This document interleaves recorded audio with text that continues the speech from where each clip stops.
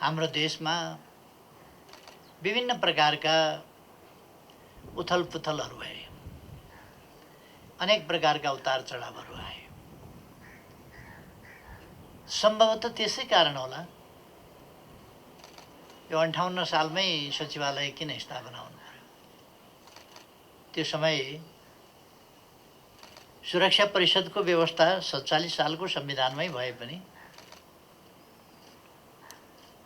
11 वर्ष किन लाग्यो भन्दा त्यो परिस्थितिले त्यति बेला अनिवार्य बनाइदियो सुरक्षा परिषदको सक्रियता र यसको सचिवालयको स्थापना। त्यस परिस्थितिले तदनुसार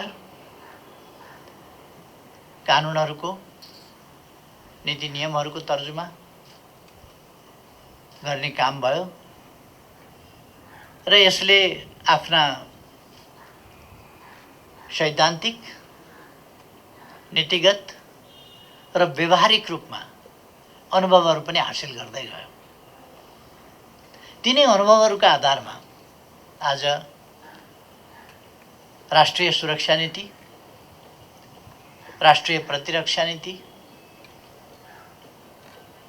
जस्ता कुराहरू र त्यससँग परोक्ष ढङ्गले सम्बन्धित अन्य पक्षहरू, सुरक्षा विश्वविद्यालय, प्रतिरक्षा विश्वविद्यालय जस्ता कुराहरू समेत यससँग सम्बन्धित भएर अगाडि बढिरहेका छन्। यस अवसरमा म खुसी व्यक्त गर्न चाहन्छु कि सुरक्षा परिषदको संवैधानिक, कानुनी र व्यवहारिक रूपमा सही प्रयोग भएको छ र यसले आफूलाई नीति निर्माणको तहमा र कार्यक्षेत्रमा, खास गरी प्रतिरक्षाको मामलामा र राष्ट्रिय सुरक्षाका मामलामा नेपाली सेना, नेपाली सेनाको परिचालन र विभिन्न ढङ्गले नेपाली सेनाको परिचालन एवं प्रयोग कसरी उपयुक्त ढङ्गले हुन सक्छ, त्यस सन्दर्भमा नीतिहरू र अभ्यासका अनुभवहरूले हामीलाई अलिकति परिमार्जित स्थितिमा पुर्याएको छ आज। र हामी एउटा अन्योलको स्थितिमा होइन, बहुतै स्पष्टताको स्थितिमा छौँ। विगतका अनुभवहरूलाई लिएर आज हामी अझ स्पष्टताका साथ अगाडि बढ्न जरुरी छ। आजको दुनियाँ पनि आज विश्वमा एक ढङ्गले भन्ने हो भने तुलनात्मक रूपमा शान्तिको स्थिति नै छ भन्नुपर्छ।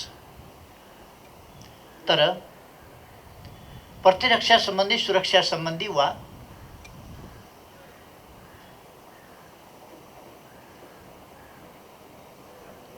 सैन्य परिचालन सम्बन्धी प्रश्नहरूलाई मूलतः राष्ट्रहरूले दुई हिसाबले सोचेको पाइन्छ आजको दुनियाँमा। एउटा प्रभाव विस्तार, अर्को सम्प्रभुताको रक्षा। हामी प्रभाव विस्तारको पक्षमा होइन, हामी न्यायोचित सम्प्रभुताको रक्षा र शान्ति सुरक्षाको पक्षमा छौँ। ठुलो होस् कि सानो, बलियो होस् कि कमजोर,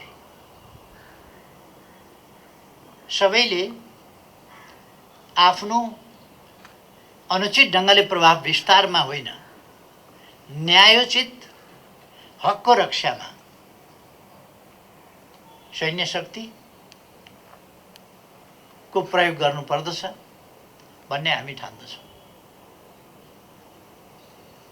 कहीँ पनि अन्यथा ढङ्गले प्रयोग गरिनु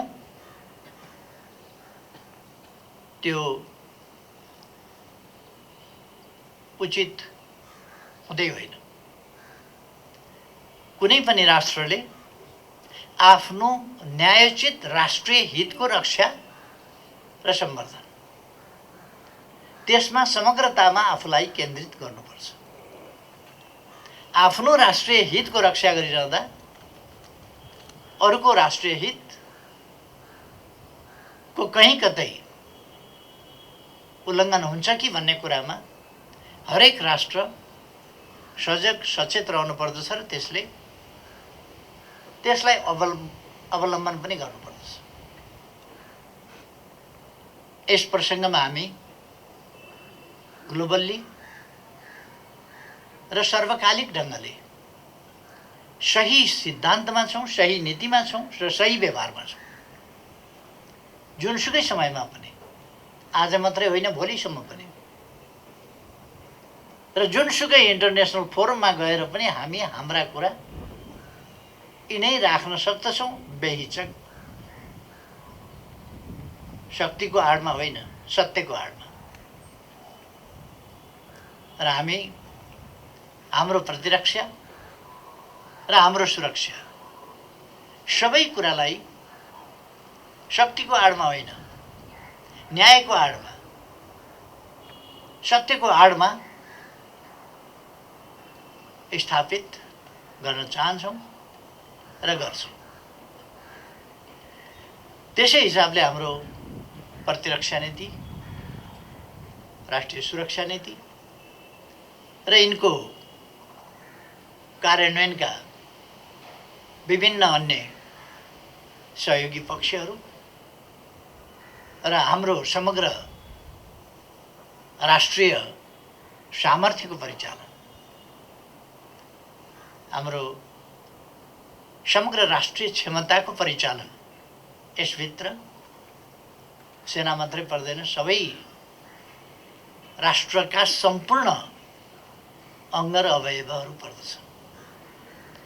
खास गरी सुरक्षा परिषदको काम नेपाली सेनाको समुचित प्रयोग, कस्तो कस्तो स्थितिमा, कस्तो कस्तो परिस्थितिमा कुन कुन ढङ्गले परिचालन गर्न सकिन्छ भन्ने कुराको हकमा मैले भन्ने गरेको छु। सेनाका मूलतः प्रतिरक्षा र सुरक्षा सम्बन्धी काम, सँगसँगै निर्माणजन्य काम, त्योभन्दा अगाडि सेवाजन्य काम, रेस्क्यु अपरेसनहरू, उद्धार कार्य, सहुलियत पुर्याउने कार्य, शिविरहरू राखेर स्वास्थ्य सेवा उपलब्ध गराउने कुरा, स्वास्थ्य परीक्षण गर्ने कुरा, अथवा अप्ठ्यारो परेका बेला सबभन्दा पहिले असहज र अप्ठ्यारो स्थितिमा परेका नागरिकको उद्धारका लागि पुग्नुपर्ने कुरा देखि लिएर जहाँ बाटो अप्ठ्यारो हुन्छ, जहाँ पहरो हुन्छ, त्यहाँ सेना गएर पहरोसँग भेट्छ र सेनाले फुटाइदिन्छ। हामीले अप्ठ्यारो बाटो जति सेनालाई सुम्पिने गरेका छौँ, किनभने सेना मात्रै पहरासँग टकराउन सजिलोसँग सक्दो रहेछ, अरूलाई अलिक गाह्रो हुँदो रहेछ टकराउन। त्यसकारण यो यस्ता तिनै प्रकृतिका काम, सुरक्षा सम्बन्धी प्रकृतिको काम, सेवा सम्बन्धी प्रकृतिको काम र निर्माण सम्बन्धी प्रकृतिका काम, तीनवटै कामहरूलाई कसरी समुचित ढङ्गले र व्यवस्थित ढङ्गले अगाडि लान सक्छ, त्यस कुरालाई सुरक्षा परिषदले व्यवस्था गर्छ। र त्यस सुरक्षा परिषदको कामको होमवर्क पृष्ठभागमा बसेर सेक्रेटारियल वर्क, प्रिपरेसन, रिसर्च, अरू एनालिसिस, यी सबै काम गरेर एउटा र मेटेरियल्स खोजेर विभिन्नतिर घुमेर मौरीले चुच्चामा कुन कुन फुलको ल्याउँछ, केबाट ल्याउँछ, तर ल्याएर एक ठाउँ जम्मा गर्छ र मह बनाउँछ। सेक्रेटारिएटले त्यस्तै गर्छ, कहाँ कहाँबाट रिसर्च गर्छ, कहाँ कहाँबाट खोजेर ल्याउँछ, के सूचनाहरू सङ्कलन गर्छ, के विश्लेषण गर्छ र उसले एउटा रेडिमेड पोलिसीको रूपमा चाहिँ सुरक्षा परिषदलाई एउटा तयारी सामग्रीको रूपमा प्रस्तुत गर्छ। त्यसकारण म आज यस विशेष दिनमा, यस विशेष स्थापना दिवसको सन्दर्भमा यस सचिवालयलाई हार्दिक धन्यवाद भन्न चाहन्छु र यो सफलताका लागि म बधाई भन्न चाहन्छु। अझ राम्रा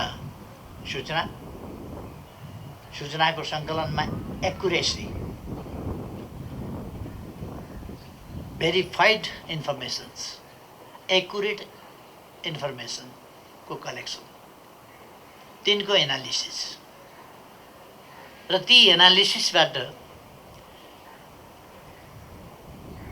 निर्धारण भएको वास्तविक अवस्थाको बिम्ब, चित्रण, त्यसको जानकारी र त्यस वास्तविक स्थितिमा चाल्नुपर्ने, लिनुपर्ने नीति र चाल्नुपर्ने कदम, यसको सम्बन्धमा सेक्रेटारिएटले धेरै महत्त्वपूर्ण योगदान गरेको छ र सुरक्षा परिषदलाई सहज बनेको छ सही जानकारी, प्रशोधित वस्तुहरू र त्यो प्रशोधित अवस्थाको विश्लेषण र त्यसका निष्कर्षहरूबाट अगाडि बढ्ने त्यो अनुकूलता सहज ढङ्गले प्राप्त भएको छ। यस अवसरमा म योगदान गर्ने सबैलाई हार्दिक धन्यवाद भन्न चाहन्छु। यति बेला मैले एउटा कुरा फेरि राख्नुपर्छ। नेपाली सेनाको आफ्नो गौरवपूर्ण इतिहास छ। राष्ट्र निर्माणमा, राष्ट्रको सुरक्षामा, राष्ट्रिय प्रतिरक्षामा महत्त्वपूर्ण योगदान छ र गौरवपूर्ण इतिहास छ। अन्तर्राष्ट्रिय क्षेत्रमा शान्ति स्थापनाका लागि, अरूले खलबल्याएको शान्ति पुनर्स्थापना गरिदिनका लागि नेपाली सेनाले महत्त्वपूर्ण भूमिका खेलेको छ। आफ्नो जीवन खतरामा राखेर अन्यत्रै गएर शान्तिका लागि, अरूले खलबल्याएको शान्ति पुनर्स्थापना गरिदिने वा बढी बिग्रिन नदिने वा त्यहाँ बढी क्याजुअल्टी हुन नदिने, त्यस काममा आफूलाई जोखिममा राखेर योगदान गरेको छ र यसरी अन्तर्राष्ट्रिय क्षेत्रमा पनि ख्याति कमाएको छ। राष्ट्रिय क्षेत्रमा पनि नेपाली सेना एउटा विश्वसनीय, भरपर्दो प्रतिरक्षा र सुरक्षाको एउटा निकाय हो र यसका काम तदनुसारका छन्। यसले सेवाका क्षेत्र र निर्माणका क्षेत्रमा पनि त्यस्तै गरी जनताका मन छुने असाधारण काम गरेको छ। त्यो मन छुने काम गर्ने कुराको निर्देश सुरक्षा परिषदले सिम्पली गरिराखेको पनि हुन्छ। यस्तो भएको हुनाले नेपाली सेनालाई अनावश्यक ढङ्गले विवादमा तान्न खोज्ने, आफ्ना संकीर्ण स्वार्थका लागि अनावश्यक ढङ्गले विवादमा तान्न खोज्ने अथवा नेपाली सेनालाई अपमान गर्न खोज्ने वा प्रोभोक गर्न खोज्ने विभिन्न खालका प्रवृत्तिहरू देखिन्छन् र नेपाली सेनालाई घिसारेर विवादमा ल्याउन खोज्ने, नेपाली सेनाका सदाशयतापूर्ण र राम्रा क्रियाकलापमा पनि जस नदिने, श्रेय नदिने, बरु कसरी क्रिटिसाइज गर्न सकिन्छ, त्यसको आलोचना कसरी गर्न सकिन्छ, विरोध कसरी गर्न सकिन्छ भनेर ठाउँ खोज्ने र अनुत्तरदायी ढङ्गले हिलो छाप्ने खालका कुराहरू उछाल्ने, त्यस्तो कुराहरू गर्न हुँदैन। खास गरी कुनै कहीँ मानवीय वा कहीँ कानुन उल्लङ्घनका कमीहरू भएका छन् भने, केही भएका छन् भने ती कुराहरूलाई हेर्ने निकायहरू छन्, तिनले हेर्छन्।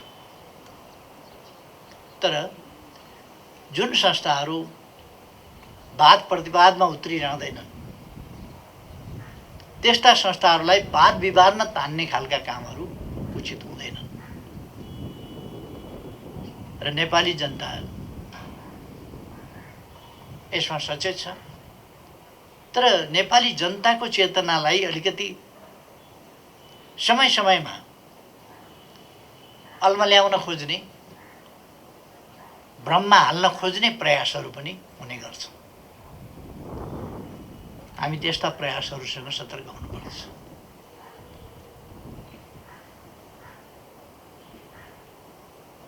सार्वभौम सत्ता नेपाली जनतामा छ। सम्पूर्ण राज्य शक्तिका स्रोत नेपाली जनता हुन् र त्यो नेपाली जनताको सार्वभौम सत्ता र शक्तिका स्रोत संविधानबाट व्यवस्था गरिएको छ। त्यसकारण नेपाली जनताको आकांक्षा कसरी प्रतिबिम्बित हुन्छ त भन्दा संविधान सम्मत बाटोबाटै प्रतिबिम्बित हुन्छ। संविधानले जनप्रतिनिधिहरू निर्वाचन गर्छ। संविधानले निर्वाचित गरेका जनप्रतिनिधिहरूले संविधान संशोधनदेखि लिएर आवश्यकता अनुसार कानुन निर्माण वा संशोधन गर्छ र त्यस मार्फत जन आकांक्षा प्रतिबिम्बित हुन्छ। त्यही आकांक्षालाई शिरोधार्य गरेर संविधान मार्फत र त्यसको कार्यान्वयन मार्फत प्रतिबिम्बित आकांक्षा र त्यसको इम्प्लिमेन्टेसनबाट हामी निर्देशित भएर हिँड्छौँ। सिङ्गै समाज त्यसकारण मूल कानुन संविधानलाई मानेर संविधान बमोजिम हामी अगाडि बढ्छौँ। आजको यस सन्दर्भमा म सबैलाई धन्यवाद भन्न चाहन्छु। अनि समाज क्रमशः एउटा अनुकूल वातावरणतर्फ अगाडि बढ्दैछ। हामीले पृथकतावादी मुभमेन्टलाई अन्त गर्यौं र राष्ट्रिय एकताको मूलधारमा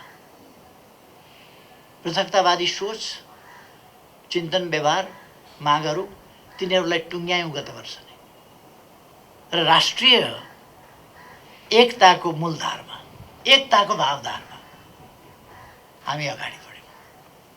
हाम्रो भौगोलिक विविधता, प्राकृतिक, जैविक, सामाजिक अरू प्रकारका विविधता छन् भने स्वाभाविक रूपमा सामाजिक विविधता पनि छन्, भौगोलिक विविधता छन्। यी विविधता हाम्रा सम्पदा हुन्, सम्पन्नता हुन्, वैभव हुन्। यिनीहरूलाई त्यसै गरी प्रयोग गर्नुपर्छ र राष्ट्रिय एकतामा हामीले जोड दिनुपर्छ। हामी त्यस विषयलाई, त्यस भिन्नतालाई मतभेद बनाउनु हुँदैन। भिन्नता एउटा कुरा हो, मतभेद अर्कै कुरा हो। भिन्नतालाई मतभेदको रूपमा बुझ्नु हुन्न। भिन्नता सम्पन्नता हो, सम्पदा हो। यहाँ धेरैवटा रङका फुलहरू छ, फुलहरूमा भिन्नता छ, मतभेद छैन। भिन्नता र मतभेद बेग्लै बेग्लै कुरा हो। भिन्नता सुन्दरता हो, भिन्नता वैभवता हो। धेरै रङ छन्, धेरै फुल छन्, धेरै प्रकारको वासना आउँछ, धेरै प्रकारको रङ फुल्छ। हाम्रो देश पनि त्यस्तै हो।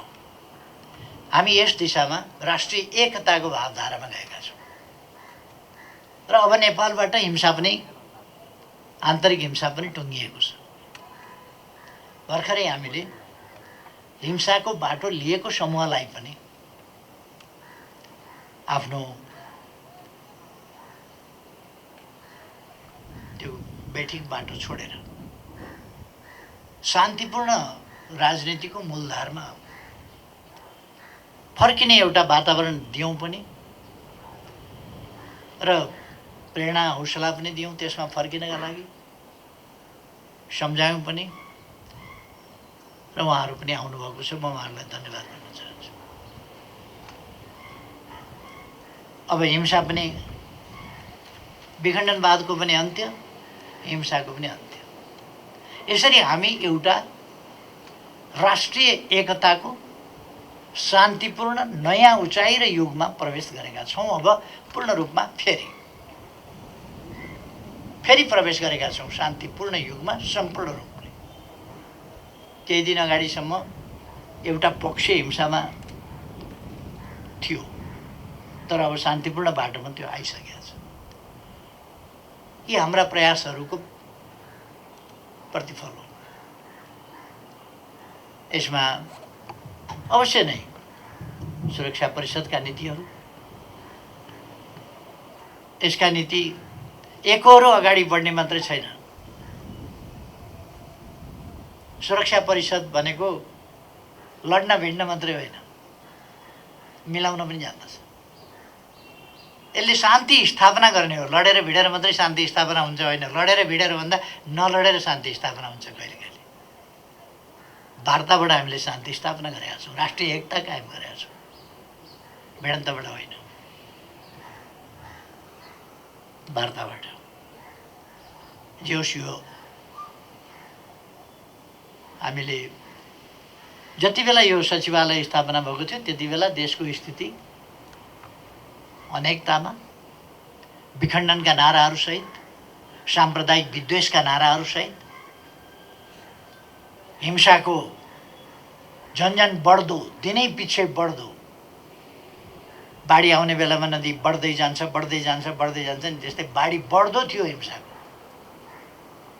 आज 20औं स्थापना दिवस मनाइरहँदा सबै शान्त र साम्य भएको स्थितिमा हामी पुगेका छौँ।